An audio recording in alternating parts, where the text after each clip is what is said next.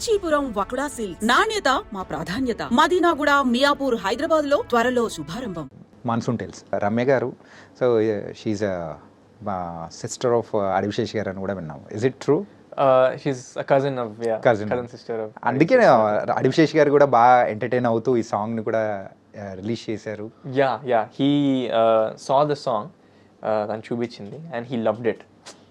మామూలుగా నా first short film assassin కూడా చూసారు ఆయన. సో ఆయన కాల్ చేసి వెంటనే అప్రిషియేట్ చేశారు అనమాట. చాలా బాగుంది, చాలా ఏమంటారు యూనిక్గా చేశారు, ఆయనకు నచ్చింది కాన్సెప్ట్ అంతా. అది కొంచెం ఆయన జోన్లోనే ఉంటుంది కదా జానర్ అంతా.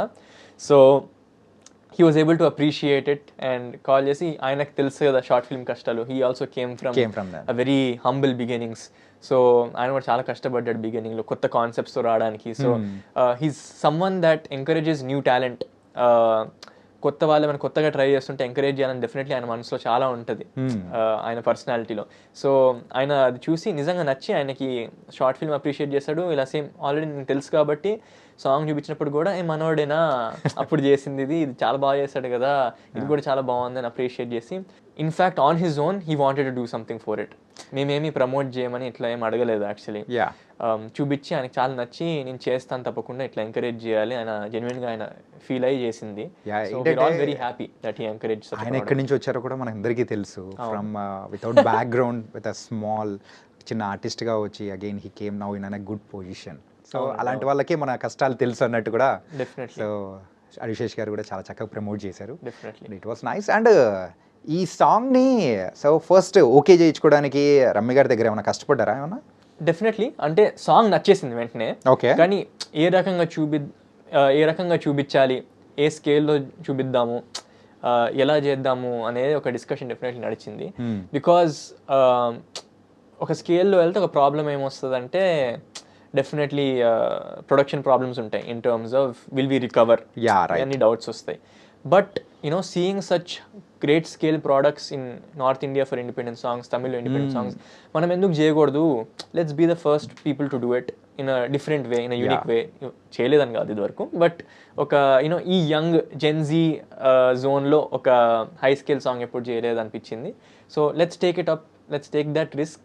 But at least when people see it, they'll love it. Oh wow, తెలుగులో కూడా ఇలా చేశారు అని ఒక కాన్ఫిడెన్స్ వస్తుంది కదా. And hopefully it encourages more new artists, Telugu independent artist చాలా మంది ఉంటారు బయట. సో హోప్ఫుల్లీ ఇలాంటివి చూసి they also they feel let's make more అని hopefully it inspires them like that. So it wasn't just about this product alone, but it was about the bigger picture. Sorry, even if we take this risk, at least we'll be able to inspire more people to take up సాంగ్లు చేయడం. we'll do more high quality songs తో చేయాలి, high quality production తో చేయాలి, and maybe it inspires more people. Bigger picture కోసం Telugu independent జానరాని కాస్త increase చేయడం, that was the goal basically. Nice. ఆ గోల్ సక్సెస్ అయినట్టు అనిపించింది ఈ సాంగ్ రిలీజ్ అయిన తర్వాత. మా ఇంటెన్షన్ పీపుల్ అప్రిసియేషన్ అనేది తీసుకోవడం కానీ వాళ్ళు ఓన్ చేసుకుంటున్నారు. నైస్. అండ్ సో సరిగమప నుంచి మొదలెడదామా లేకపోతే పతంగ్ నుంచి వద్దామా? మీ ఇష్టం అండి. Saregamapa. Okay, first we will start with Saregamapa. ఏంటి యుఎస్ లో ఉన్న కుర్రోడి ఇక్కడికి వచ్చి సరిగమపలో పార్టిసిపేట్ చేయడం కానీ, how it happen the journey? So actually fascinating thing ఏంటంటే పీపుల్ ఇంట్రడ్యూస్ అయింది ఒక సింగర్గా సరిగమపకి. బట్ బిగినింగ్ నుంచి I've done everything, like acting, singing, writing and film making, composing, everything. Cinema and story telling అంటే చాలా ఇంట్రెస్ట్ నాకు. సో దాని మీదే ఉండింది నాకు ఇప్పటి నుంచో. లక్కీలీ యుఎస్లో ఏంటంటే మనం మామూలుగా ఇట్లా మ్యూజికల్స్ ప్లేస్ అంటాం చూడండి. సో యాక్టింగ్, సింగింగ్ రెండు రావాల్సి వస్తుంది. బికాజ్ స్టేజ్ మీద నువ్వు యాక్ట్ చేస్తావు సీన్ తగ్గట్టు, మళ్ళీ మ్యూజికల్ అన్నప్పుడు మళ్ళీ పాడాల్సి వస్తుంది సో స్టేజ్ మీద. So luckily I did both.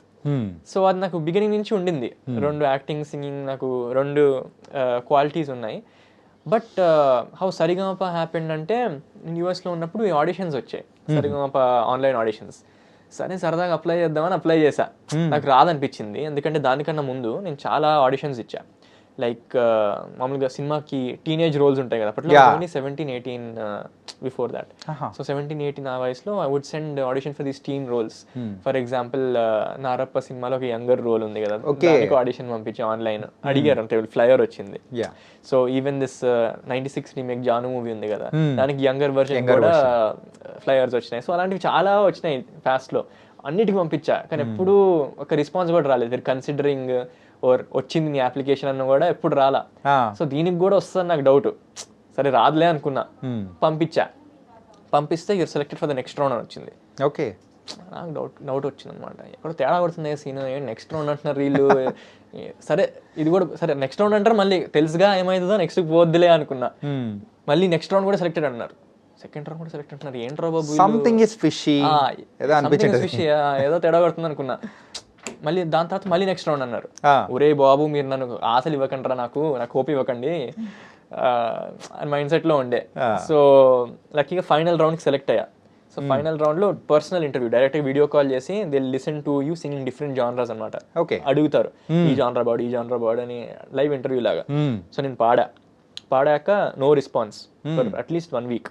So నేను పోయింది అనుకున్నా, సరే రాలేదు, ఇంకా లాస్ట్ పెంచి లాస్ట్ లో కట్ చేస్తారు, నన్ను ఎలిమినేట్ చేస్తారు అనుకున్నా.